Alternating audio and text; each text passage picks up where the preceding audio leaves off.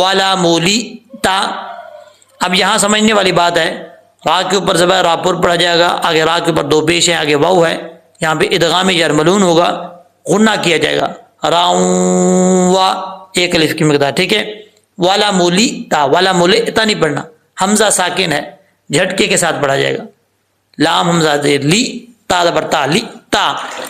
والا مولی تا منہم، نون ساکن کے بعد ہا آ رہا ہے، نون پہ کلکلا نہیں کرنا، منہم رعبا، را کے اوپر پیش ہے، را پر پڑھا جائے گا، را کے بعد عین ہے، عین ساکن ہے. اب یہاں پر عین کو نارمل طریقے سے پڑھیں گے، سختی سے نہیں پڑھیں گے، رعبا. با کے اوپر دو زبر ہیں، آگے الف ہے.